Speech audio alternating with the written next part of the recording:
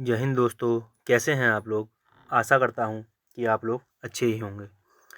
दोस्तों, आज की क्लास बहुत इम्पोर्टेंट होने वाली है क्योंकि आज हम डिस्कस करेंगे यूपी डीएलएड फर्स्ट सेमेस्टर की सामाजिक अध्ययन की क्लास।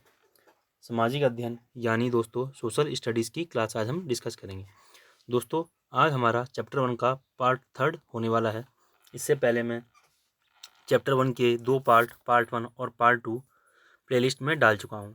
अगर आपने उन लेक्चर्स को नहीं देखा है तो प्लीज़ पहले आप उन लेक्चर्स को देखिए, उसके बाद आप इस पार्ट 3 को देखिए। दोस्तों, डीएलएड के नज़रिए से जो हमारा सोशल स्टडीज़ है वो बहुत इंपॉर्टेंट सब्जेक्ट है और इससे क्वेश्चन सुपर टेट में, यूपी टेट में और सी टेट में भी आते हैं। तो आपको जो आपका सामाजिक अध्ययन का सब्जेक्ट है इसको अच्छे से पढ़ना है, इसके प्रॉपर नोट्स बनाने हैं और पेपर के समय इसको अच्छे से रिवीजन करना है ताकि आपके नंबर अच्छे आ सकें। तो दोस्तों चलिए आज हम स्टार्ट करेंगे अपनी क्लास नंबर 4, जिसमें कि हम डिस्कस करेंगे भारतीय इतिहास के स्रोत के बारे में। Sources of Indian history. दोस्तों चलिए आइए स्टार्ट करते हैं। दोस्तों, स्टार्ट करने से पहले मैं आपको बता देना चाहता हूं कि अगर आपने मेरा चैनल सब्सक्राइब नहीं किया है तो प्लीज़ आप चैनल सब्सक्राइब कर लीजिए, जिससे कि आपको नोटिफिकेशन मिलती रहे जब भी मैं कोई नई वीडियो डालूं। दोस्तों, अगर आपने अपने दोस्तों तक मेरा चैनल को शेयर नहीं किया है तो प्लीज़ इनको शेयर कर दीजिएगा ताकि वो भी मेरे चैनल डीएलएड अड्डा के बारे में जान सकें। दोस्तों देखिए, आज हम पॉइंट नंबर 3 को डिस्कस करेंगे भारतीय इतिहास के स्रोत में। दोस्तों, इससे पहले मैं दो टॉपिक, भारतीय इतिहास के स्रोत के दो टॉपिक यानी कि अनऐतिहासिक ग्रंथ या धार्मिक ग्रंथ और दूसरा ऐतिहासिक ग्रंथ मैं पढ़ा चुका हूँ पार्ट नंबर 2 में। आज हमें डिस्कस करना है पार्ट नंबर 3, जो कि हमारा है विदेशी यात्रियों एवं लेखकों के विवरण। विदेशी यात्रियों एवं लेखकों के विवरण। चलिए दोस्तों देखिए क्या होता है। अगर इंग्लिश में हम बोलें तो क्या होगा, details of foreign travellers and writers, यानी कि जो विदेश से जो यात्री आए थे और जो लेखक आए थे उनके बारे में हम आज जानेंगे। तो देखिए क्या क्या है। विदेशी यात्रियों एवं लेखकों के विवरण से हमें भारतीय इतिहास के संबंध में जानकारियाँ मिलती हैं। देखिए क्या क्या जानकारी मिलती हैं। इनको निम्न भागों में बांटा गया है। देखिए कौन कौन से लेखक बाहर से आए थे। यूनानी रोमन लेखक, यानी कि जो कहाँ से आए थे, यूनान और रोम से जो लेखक आए थे। दूसरे जो कौन से हैं, जो चीनी लेखक है, जो यानी कि कहाँ से आए थे, चाइना से, यानी कि चीन से जो आए थे।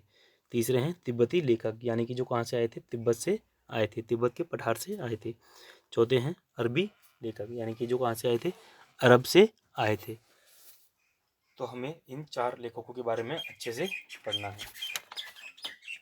ठीक है दोस्तों, चलिए सबसे पहले हम डिस्कस करेंगे यूनानी रोमन लेखक के बारे में।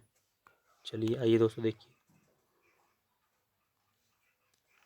यूनानी रोम लेखक के बारे में आज डिस्कस करेंगे हम। सबसे पहला जो हमारा है वो है हेरोडोटस। हेरोडोटस देखिए क्या है, इसे इतिहास का पिता कहा जाता है। इसे इतिहास का पिता कहा जाता है। ठीक है दोस्तों, बहुत ध्यान से याद रखिएगा। मैंने आपको जब पहली क्लास ली थी, जब मैंने इतिहास शुरू करा था, उसमें भी मैंने आपको बताया था कि इतिहास का पिता कौन है, हेरोडोटस है। और इसने किताब कौन सी लिखी है बताइए, इसने किताब कौन सी लिखी है बताइए, जो हेरोडोटस ने किताब लिखी है। चलिए मैं आपको बता देता हूँ, उस किताब का नाम है, क्या है बुक का नाम, हिस्टोरिया। हिस्टोरिया यानी हिस्ट्री से आप याद रखेंगे, हिस्टोरिया। ठीक दोस्तों, किसने लिखी है, हेरोडोटस ने लिखी है।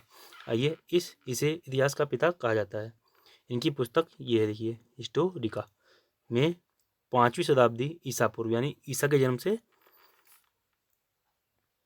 5 शताब्दी पहले की बात हो रही है। ठीक है दोस्तों, पूर्व के भारत फारस क्या है, उस समय क्या था, फारस को हम क्या बोलते थे, यानी इस समय जो ईरान है वो पहले ज़माने का क्या था, फारस था। जब हम इसे बोलते हैं फारसी भाषा जहाँ की है, के संबंध का वर्णन किया है। किसने, किस किताब में, हिस्टोरिया किताब में इन्होंने वर्णन किया है। ठीक है दोस्तों, हिस्टोरिका, हिस्टोरिका हंसी लगा लीजिए। चलिए आइए अगला क्या है, देखिए क्या है, टेटियस। क्या है, टेटियस। ठीक है दोस्तों, आइए इसके बारे में देखते हैं क्या है। दोस्तों यह ईरान का राजवैद था। क्या था? ईरान का राजवैद था। कौन? टेटियस। कौन था? ईरान का राजवैद था।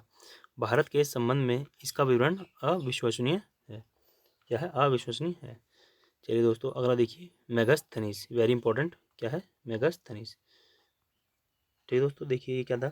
यह सेल्यूकस निकेटर। सेल्यूकस निकेटर का क्या था? राजदूत। सेल्यूकस निकेटर क्या था? एक राजा था जो बाहर देश से आया था। उसका राजदूत कौन था? मेगास्थनीज था, जो चंद्रगुप्त मौर्य के राज दरबार में आया था। ठीक है दोस्तों, इसने अपनी पुस्तक क्या क्या पुस्तक लिखी थी बताइए मेगास्थनीज ने? इंडिका। इंडिका। इंडिका। अगर मैं यहाँ इंग्लिश में लिखूँ तो आपको समझ में आएगा। ठीक है दोस्तों, क्या पुस्तक लिखी थी इसने? इंडिका। इंडिका में मौर्य युगीन समाज एवं संस्कृति के विषय में लिखा है। ठीक है दोस्तों, किसने? मेगास्थनीज ने इंडिका नामक पुस्तक में यह सब लिखा है। चलिए आइए अगला देखते हैं। देखिए अगला क्या है? डाइमेकस। क्या है? डाइमेकस। डाइमेकस यह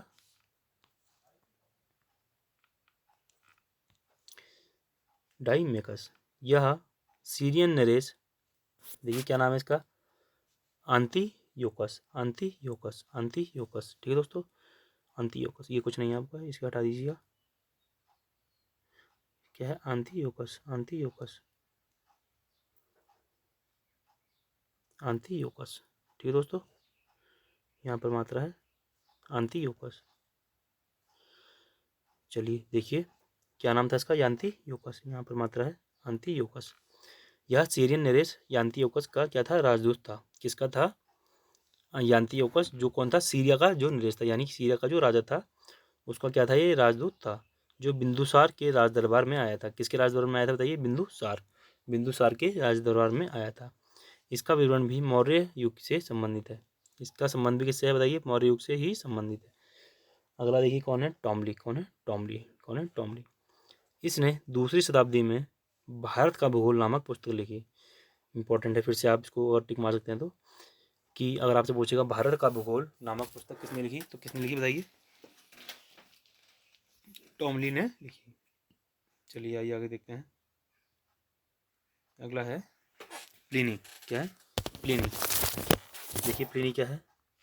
इसने प्रथम शताब्दी में नेचुरल हिस्ट्री नामक पुस्तक लिखी। क्या लिखी बताइए? Natural history. Natural history. Natural history. ठीक है दोस्तों, किसने लिखी? प्लिनी ने लिखी। नेचुरल हिस्ट्री नामक पुस्तक लिखी। इसमें भारतीय पशुओं, पेड़ पौधों, खनिज पदार्थों के बारे में इसने विवरण दिया है। ठीक है दोस्तों, किसने? प्लिनी ने। तो ये जो मेरे सारे थे, ये मेरे कौन से लेखक थे? यूनानी रोम लेखक थे। यूनानी रोम लेखक थे। आगे हम डिस्कस करेंगे चीनी लेखकों के बारे में। चीनी लेखकों के बारे में। चलिए दोस्तों देखिए, वेरी इंपॉर्टेंट है चीनी लेखक, यानी चीन के लेखक। इसको आप इंपॉर्टेंट टिक कर लीजिए, ये इससे पेपर में क्वेश्चन पूछता है। ठीक है दोस्तों, देखिए क्या है? फाहियान। पहला कौन था? Fahien. Very important. Fahien. Fahien यह चीनी यात्री नरेश चंद्रगुप्त द्वितीय, किसके समय आया था बताइए? नरेश चंद्रगुप्त द्वितीय के दरबार में आया था। उसने बौद्ध धर्म की स्थिति के बारे में बताया।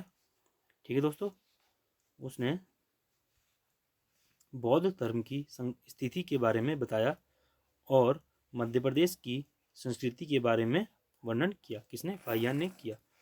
इसके आगे देखिए, फाहियान ने फो क्यों की, क्या नाम है? फो क्यों की पुस्तक की रचना भी की। क्या इसकी पुस्तक का नाम क्या था देखिए? फो क्यों की। फो क्यों की। भारत में यहाँ 15 वर्षों तक रहा। भारत में कितने वर्षों तक रहा बताइए? 15 वर्षों तक रहा। कौन? फाहियान। किसके समय आया था? नरेश चंद्रगुप्त द्वितीय के समय आया था। ये अगला देखते हैं क्या है। देखिए ये कौन है? हेन सांग। ये भी इंपॉर्टेंट है, ये भी क्या है? इंपॉर्टेंट है। ठीक है दोस्तों, देखिए हेन सांग, यह हर्षवर्धन के शासनकाल में आया था। देखिए फाहियान आया था किसके समय? नरेश चंद्रगुप्त द्वितीय के समय। और हेनसांग किसके समय आया था बताइए? हर्षवर्धन के शासनकाल में। कब आया था बताइए? 630 ईस्वी, यानी कि ईसा मसीह के 630 साल जन्म के बाद उनके भारत में आया था। भारत में 15 वर्ष ठहर के कितने 630 में आया था, 15 वर्ष जोड़ेंगे तो कितना हो जाएगा 645 ईस्वी में चीन लौट गया, वापस चीन लौट गया। वो बिहार में नालंदा विश्वविद्यालय, किस कौन से विद्यालय में आया था बताइए, नालंदा विश्वविद्यालय में अध्ययन करने तथा बौद्ध ग्रंथों को एकत्र कर ले जाने के लिए आया था। यानी कि नालंदा में जो बौद्ध ग्रंथ थे उनको पढ़ने के लिए और ले जाने के लिए आया था। इसका भ्रमण वृत्तांत सी यू की नाम से प्रसिद्ध है। किस नाम से प्रसिद्ध बताइए, इसका सी यू की नाम से क्या है, प्रसिद्ध। ठीक है दोस्तों, आइए आगे बढ़ते हैं। देखिए अगला क्या है, अगला चीन का जो लेखक था वो क्या है, उसका नाम क्या है, इत सिंह। क्या है, इत सिंह। देखिए क्या है, यह 7वीं शताब्दी के अंत में भारत आया। कब आया, 7वीं शताब्दी के अंत में, यानी कि लगभग 695 के आसपास, ईस्वी के आसपास। इसने अपने विवरण में नालंदा विश्वविद्यालय, विक्रमशिला विश्वविद्यालय तथा अपने समय के भारत का वर्णन किया है। उस समय जो भारत था 690, 695, 700 ईस्वी के आसपास, उस समय जो भारत था उसका इसने वर्णन किया है। कहाँ कहाँ, किसका, नालंदा विश्वविद्यालय का और विक्रमशिला विश्वविद्यालय का इसने वर्णन किया है। ठीक है दोस्तों, यहाँ हमारे चीनी जो हमारे लेखक हैं वो समाप्त होते हैं। इसके बाद हम डिस्कस करेंगे जो हमारे क्या हैं, अरब के लेखक हैं। देखिए अरब का सबसे पहला हमारा लेखक क्या है, अल बरूनी। ये भी हमारा क्या है, इम्पोर्टेंट है। क्या है हमारा, इम्पोर्टेंट है। क्या है, अल बरूनी। यह महमूद गजनवी के साथ भारत आया था। किसके साथ भारत आया था बताइए, महमूद गजनवी के साथ भारत आया था। अरबी में उसने पुस्तक लिखी। क्या पुस्तक लिखी, देखिए, किताब उल हिंद, या जिसे हम क्या बोलते हैं बताइए, या तो अगला क्या है, तहकीक ए हिंद। ठीक है दोस्तों, इसे हम क्या बोलते हैं हिंदी में, भारत की खोज। मतलब इसने क्या किताब लिखी थी, भारत की खोज, जिसे हम क्या बोलते हैं, किताब उल हिंद या तो तहकीक ए हिंद। ठीक है दोस्तों, और ये पुस्तक इसने किस में लिखी थी, अरबी भाषा में लिखी थी। ठीक है दोस्तों, आइए आगे चलते हैं। इसमें धर्म और दर्शन, खगोल विज्ञान, रीति रिवाज आदि के बारे में 80 अध्यायों, कितने अध्यायों में, 80 अध्यायों में दिया गया है। यानी कि इसके बारे में, धर्म के बारे में बताया गया, दर्शन के बारे में, खगोल विज्ञान के बारे में, रीति रिवाज के बारे में बताया गया। ठीक है दोस्तों, अल-बरूनी ने संस्कृत भाषा का अध्ययन किया है। देखिए आराम से पूछेगा किसने संस्कृत भाषा का अध्ययन किया है, जो अरबी लेखक था, तो उसका नाम क्या लिखेंगे हम बताइए, अल-बरूनी लिखेंगे। ठीक है दोस्तों, आइए अगला देखते हैं। इब्ने तूता इम्पोर्टेंट है। इब्ने बतूता, इसके द्वारा अरबी भाषा में लिखा गया उसका यात्रा वृत्तांत, जिसे रहला कहते हैं। क्या कहते हैं बताइए, क्या कौन सी पुस्तक लिखी थी इसने, रहला लिखी थी। किसने, इब्ने बतूता ने। आइए आगे चलते हैं। मार्को पोलो, ये भी इम्पोर्टेंट है। मार्को पोलो वेनिस का प्रसिद्ध यात्री था। कहाँ से आया था बताइए, वेनिस देश से ये आया था, जो 1244 से लेकर 1254 यानी कि 10 साल ईस्वी के लगभग दक्षिण भारत में आया था। कहाँ आया था ये, दक्षिण भारत में आया था, और लगभग 10 साल ये रहा। ठीक है दोस्तों, ये हमारे अरब के लेखक इतने ही थे। आगे देखते हैं हमारा क्या है, आगे हमारे हैं तिब्बत के लेखक। देखिए दोस्तों, तिब्बत के लेखक में एक ही हमारा लेखक है जिसका नाम है तारानाथ। क्या है, तारानाथ। इसने कमयूर तथा तमियूर, क्या कमयूर तथा तमियूर नामक ग्रंथ की रचना की। ठीक है दोस्तों, इसमें भारतीय इतिहास के बारे में जानकारी मिलती है। किसके इतिहास के बारे में, भारतीय इतिहास के बारे में जानकारी मिलती है। ठीक है दोस्तों, तो यहाँ पर हमारे जो लेखक थे, जो हमारे विदेशी लेखक थे, जो यात्री थे और जिन्होंने पुस्तकें भी लिखी, उसका जो विवरण था वो ख़त्म होता है।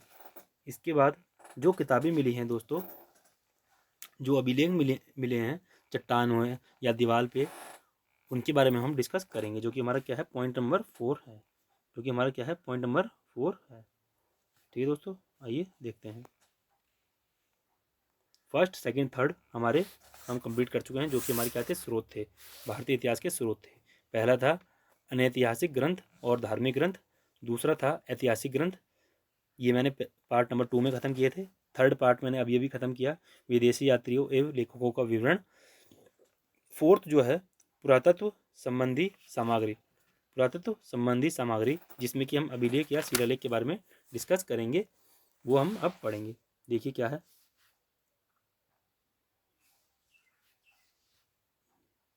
अभिलेख या शिलालेख, अभिलेख या शिलालेख क्या बोलते हैं इसे इंग्लिश में बताइए। अभिलेख को रिकॉर्ड्स और शिलालेख को इंस्क्रिप्शन, इंस्क्रिप्शन, इंस्क्रिप्शन। ठीक है दोस्तों, आइए इसके बारे में डिस्कस करते हैं। देखिए क्या है, अभिलेख किसी पत्थर पर या किसी धातु पर, किसी पत्थर पे या किसी धातु पर अंकित किए गए चिन्ह या लिखाई को कहते हैं। यानी किसी पत्थर या किसी धातु दीवार पर कोई चीज़ हम छाप दें, खुरद दें, उससे जो छपाई बनती है उसको हम बोलते हैं अभिलेख। ठीक है दोस्तों, किसी पत्थर या चट्टान पर खोदी गई लिखित रचना को, खोदी गई लिखित, अगर वो लिखित रचना है तो उसे हम क्या बोलते हैं, शिलालेख बोलते हैं। अगर वो कुछ चित्र है तो क्या बोलेंगे बताइए, अभिलेख बोलेंगे। कोई चित्र है तो अभिलेख बोलेंगे, लेकिन कोई लिखित रचना है जिसको हम पढ़ पा रहे हैं, वो क्या है, मेरा शिलालेख है। ठीक है दोस्तों, दोनों में अंतर समझ में आ रहा है आपको। अभिलेख और शिलालेख में, शिलालेख में क्या होगा, लिखित रचना होगी, जबकि अभिलेख में क्या होगा, कोई चिन्ह होगा। आइए दोस्तों आगे चलते हैं।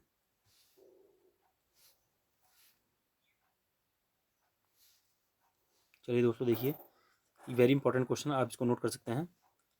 अभिलेखों का अध्ययन, अभिलेखों का अध्ययन क्या होता है। अगर आपसे क्वेश्चन पेपर में आएगा अभिलेखों का, अगर आप अध्ययन कर रहे हैं तो उसको कौन सा शास्त्र कहते हैं, तो उसको क्या कहते हैं बताइए, पुरालेख शास्त्र कहते हैं, पुरालेख शास्त्र कहते हैं। कौन सा शास्त्र कहते हैं, देखिए पुरालेख शास्त्र कहते हैं। ठीक है दोस्तों, अभिलेखों के अध्ययन को क्या कहते हैं, पुरालेख शास्त्र कहते हैं। चलिए अभिलेख के प्रकार देखते हैं हम। अभिलेख के प्रकार देखिए कितने हैं, दो हैं। क्या हैं, दो हैं।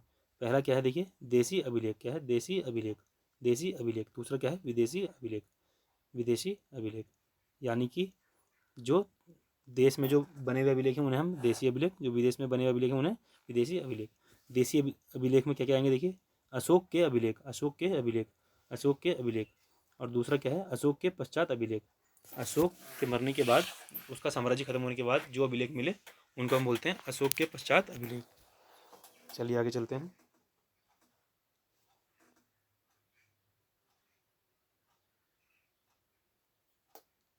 देखिए देसी अभिलेख, पहले हम डिस्कस करेंगे देसी अभिलेख के बारे में, देसी अभिलेख के बारे में, जिसे हम बोलते हैं इंडिजिनस रिकॉर्ड, इंडिजिनस रिकॉर्ड।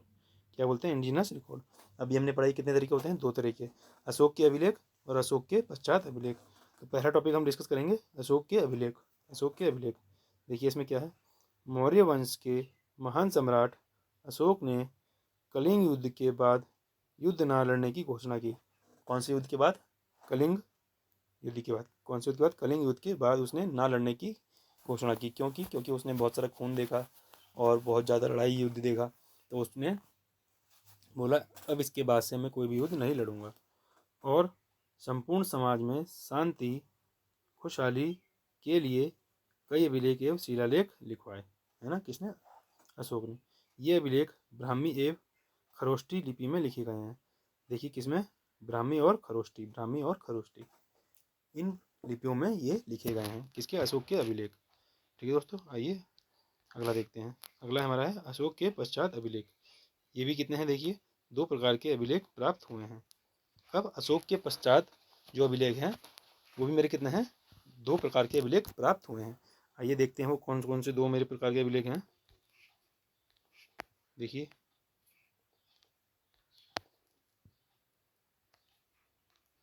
पहला देखिए क्या है, राजकीय, राजकीय अभिलेख। ये क्या है, राजकीय अभिलेख क्या है, प्रशातियों यानी कि कवियों के द्वारा लिखी गई सम्राट की प्रशंसा, क्या, प्रशांतियों, क्या है, प्रशांतियों। ठीक है दोस्तों, इसमें क्या है, कवियों के द्वारा लिखी गई सम्राट की प्रशंसा, यानी कि उस समय जो राजा होते थे उनकी प्रशंसा के बारे में शिलालेख या अभिलेख लिखे जाते थे, उन्हीं को हम बोलते हैं प्रशास्त्रियों। ठीक है, प्रशास्त्रियों। तथा भूमिदानों के रूप में पाए जाते थे, किसमें, भूमिदानों के रूप में पाए जाते थे। दूसरा क्या है देखिए, गैर राजकीय, गैर राजकीय।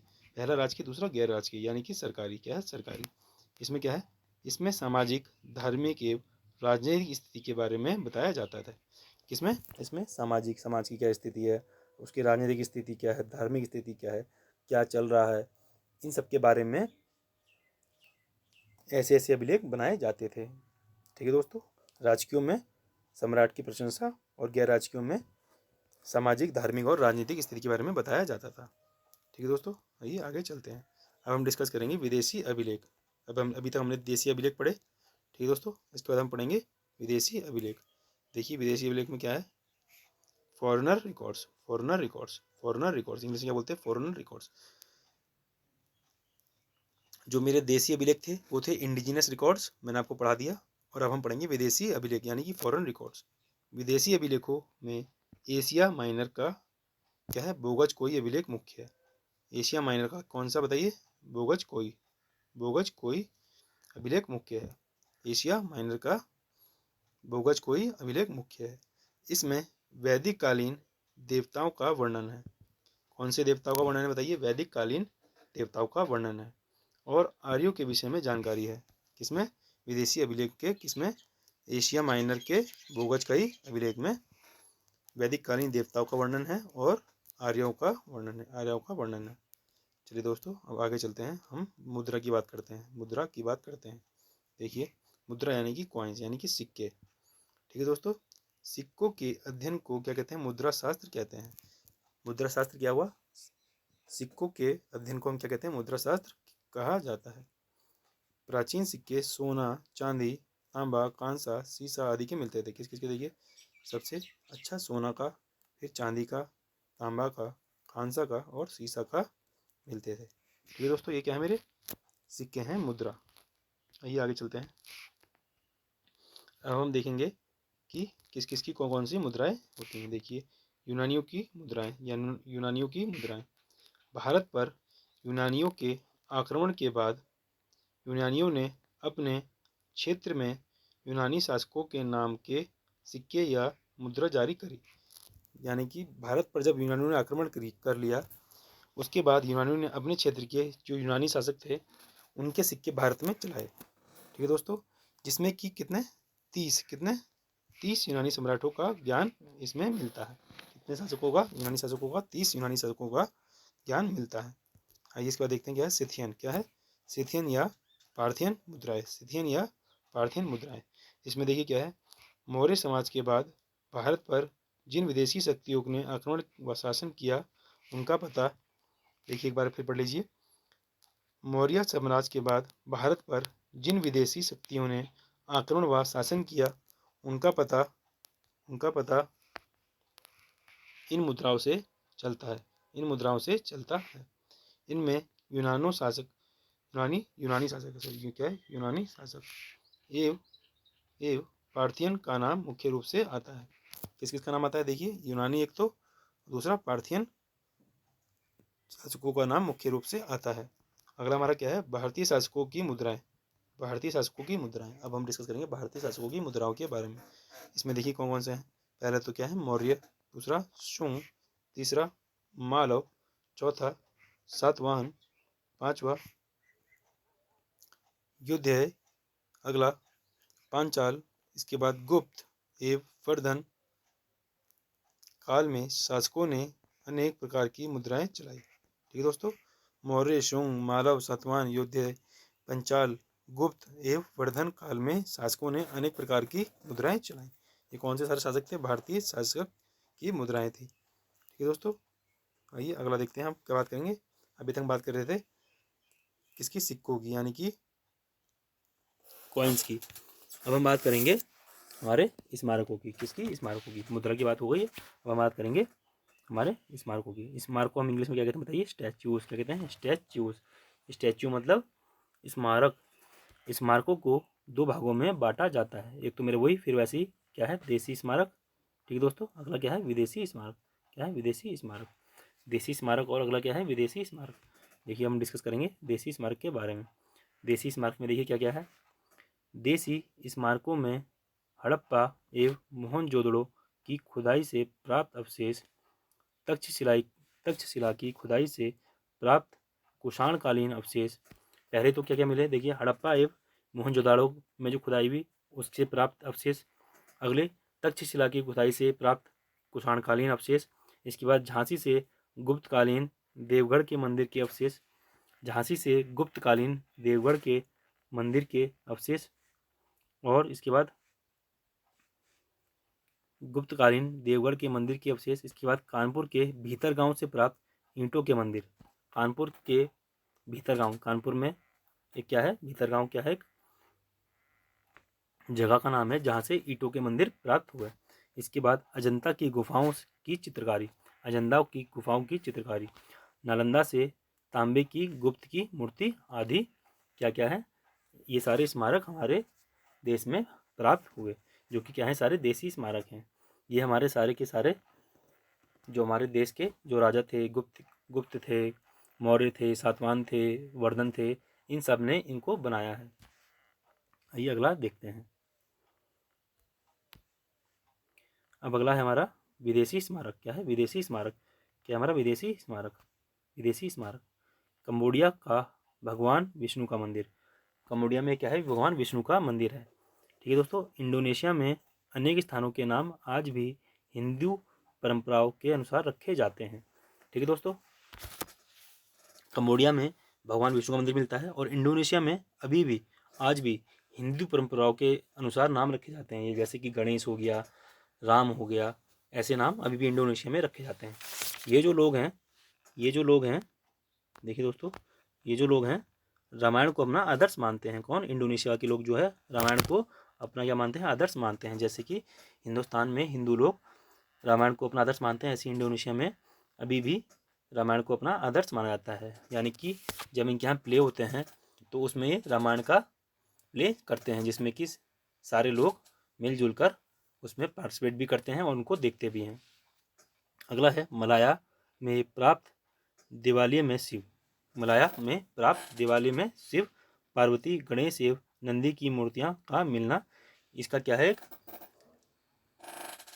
ये दिखाता है कि आज भी इंडोनेशिया में जो हिंदू धर्म से चीज़ें जुड़ी हुई हैं उनको आज भी उनके यहाँ फॉलो होती हैं। तो दोस्तों आज हमारा यहाँ चैप्टर ये ख़त्म होता है, चैप्टर नंबर 1 पूरा। नेक्स्ट क्लास में हम चैप्टर नंबर 2 को डिस्कस करेंगे। देखिए दोस्तों, सिलेबस थोड़ा लंबा है, इसलिए आपको अच्छे से नोट्स बनाने हैं और फिर पेपर के समय रिवीजन करना है। ठीक है दोस्तों अगर आपको क्लास अच्छी लगी हो तो प्लीज़ इस क्लास को लाइक कर दीजिएगा। दोस्तों अगर आपका कोई कमेंट है तो प्लीज़ आप कमेंट भी कर सकते हैं। दोस्तों अगर आपने इस क्लास को अपने दोस्तों तक शेयर नहीं किया है तो प्लीज़ इस क्लास को शेयर कर दीजिएगा, ताकि आपके दोस्तों को भी इस क्लास का लाभ मिल सके। और अगर आपने मेरा लेक्चर जो मेरा ये जो चैनल है उसको सब्सक्राइब नहीं किया है तो प्लीज़ चैनल को सब्सक्राइब भी कर लीजिएगा। आपका अति धन्यवाद मैं करता हूँ।